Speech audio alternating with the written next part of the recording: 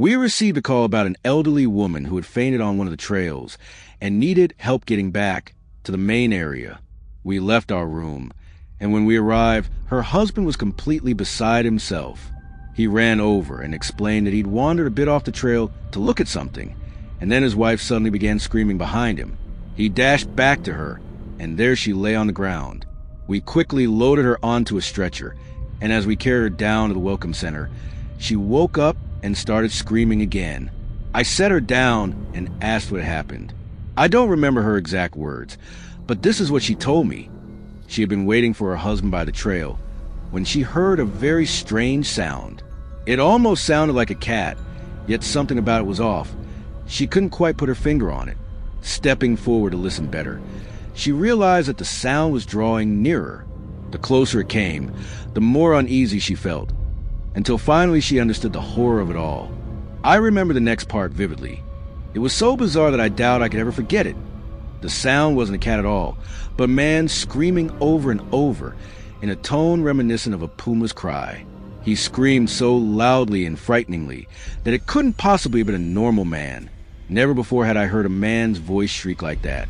For a moment, I even thought my hearing aid was broken, but when I adjusted it, the screams were still there. It was absolutely dreadful. He seemed to be coming closer, though I couldn't see him clearly. It felt like a scene straight out of a horror film.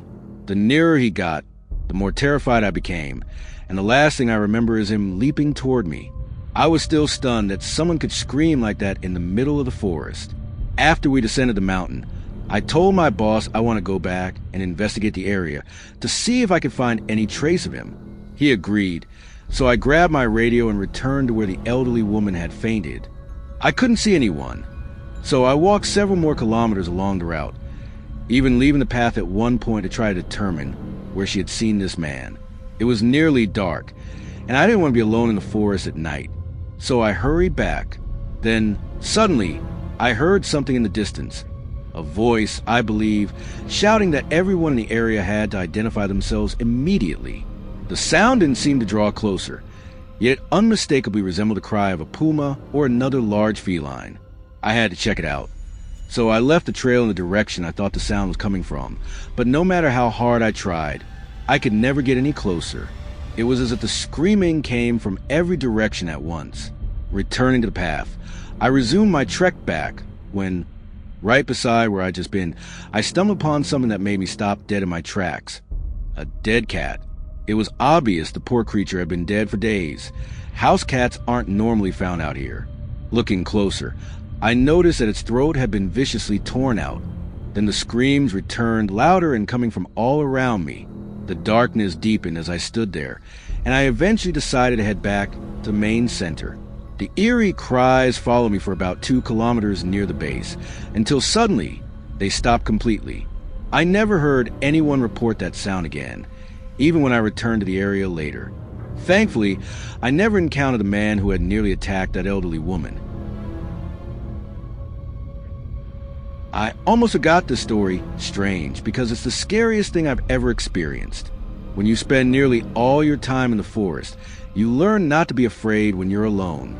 Perhaps that's why I repress this incident, but it remains the one situation that made me truly question whether my job as a forest ranger is right for me.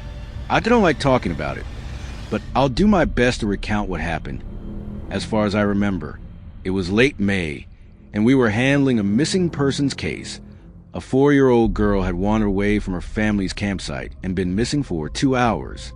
Her parents were utterly distraught, insisting, as most parents do, our child would never leave us. She's so good at staying close. She's never done anything like this before. We promised them we'd do everything we could to find her and immediately set off on the search. I was paired with a friend, and as we scoured the area, we chatted about just about anything. It might sound insensitive, but after years on the job, you become numb to these situations. We searched for roughly another 2 hours, even venturing into areas far away where we thought she might be. My colleague and I were leaving a small valley when, suddenly, something made us both stop in our tracks. We exchanged looks. I felt a cold shiver run down my spine, just as I was about to ask if he'd felt it too. Then, without warning, we were struck by the loudest sound I've ever heard. It was as if an express train had barreled right past us, yet the noise came from all directions at once, even from above and below. I couldn't hear my friend over the deafening roar. Frantically, we searched for the source, but neither of us could find anything. My first thought was that it might be an avalanche, but we were nowhere near cliffs or steep slopes. If we had been, it would have swept us away long ago. The noise just kept on, unyielding. We tried shouting to each other. Even though we were standing right next to one another, our voices couldn't reach through the chaos. Then, as abruptly as it had started, everything stopped, as if someone had flipped a switch. For a moment, there was an overwhelming silence. Slowly, the normal sounds of the forest returned. I wondered what on earth had just happened. I shrugged, though inside I was terrified, and grabbed my radio to ask if anyone else had heard the sound. About an hour later, everyone was called in over the radio, yet no one had found the little girl. Normally, we wouldn't search in the dark, but with no leads, we decided to continue. We stuck together, calling out for her at regular intervals. The situation was growing hopeless, yet we had to keep searching. The forest can be vast and frightening for a small child by day, and even more so at night. With no trace of the girl, and hardly any answers, we eventually decided around midnight to turn back to our rendezvous point. We were about halfway there when one of our team members stopped and shone his flashlight to the right, toward a large cluster of dead trees. He asked if anyone had heard something again. Then someone whispered to me, urging me to listen. I obeyed, and in the distance I heard what might have been the sound of a child singing. Clinging to hope, we began calling her name while straining our ears for any sign of a response. All we heard was a child's song. We made our way down to the dead trees, weaving around them as we repeated her name over and over. As we got closer to the singing, a dreadful feeling crept over me. Something's wrong, I told my friend. He agreed, though he couldn't pinpoint what it was. We stopped and called out again, and then we realized the singing had shifted into a monotone, a single set of words with strange, repeating melody. Anyone who's seen horror films and listened to creepy children's songs knows that this sound is among the most terrifying. Without another word, we turned and ran. We never found a little girl. Finally, there's a story about something that happened to a friend of mine. A friend who, like me, had encountered the mysterious stairs in the forest. However, in his case, he had much closer contact with them than I ever did. When he first saw the stairs, he was told the same thing I was. You should never go near them or touch them. For the first year, he followed that advice. But one day, driven by overwhelming curiosity during a search, he decided to leave the others and investigate the stairs himself.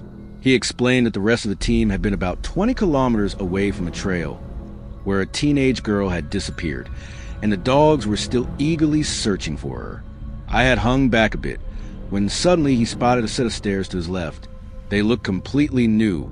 The covering on each step was a brilliant, shining white. A strange feeling washed over him. You'd expect something bizarre to happen, like bleeding from the ears or even collapsing, yet he proceeded toward them anyway. What struck him as truly odd was that there was a speck of dust or dirt on the steps. Nothing at all. There were no signs of animal or insect activity in the area around the stairs.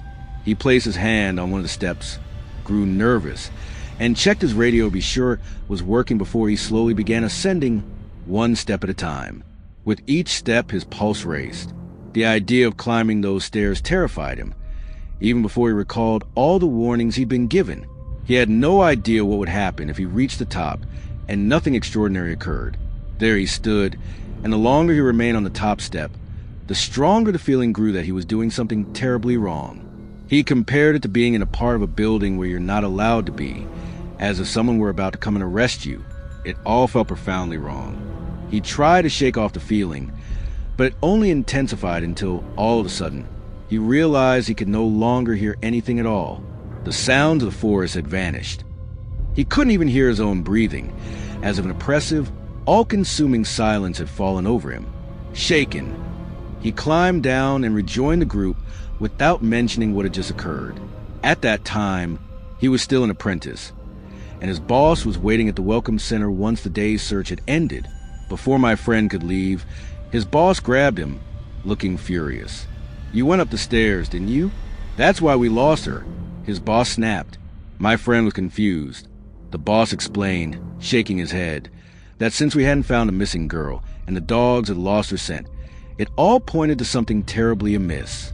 He looked so angry it was as if he held hatred in his very hands. When my friend asked what the search had to do with the stairs, the boss demanded to know how long he had been on them. My friend replied it was only about a minute, maybe a little more. He couldn't be sure. The boss fixed him with a grim, almost lifeless stare and warned that if he ever went up another staircase, he'd be fired on the spot. After that, the boss dismissed all our questions and left. My friend later told me that similar incidents occurred again, but not to him, for he had learned his lesson. Unfortunately, the other, less cautious apprentices were not so lucky. The first incident happened about 2 years after my friend's experience, and the next perhaps 5 years later. Both times, the forest rangers had promising leads on the missing person, but the dogs lost the scent and suddenly there were no more tracks. Neither the girl my friend had been searching for nor the other missing person was ever found. The first apprentice who climbed the stairs lingered there for a minute or two, just as my friend had, and they say, she'll come back. Remember, the second apprentice who tried a few years later was not nearly as fortunate. His colleagues found him by the stairs when they attempted to get their dogs to pick up a new scent trail of the missing woman they were searching for. He was found lying beside the stairs, as if he had fallen from the top. His heart had stopped, and he was dead by the time they reached him. No one talks about it now, but ever since then, no one has dared go near those stairs.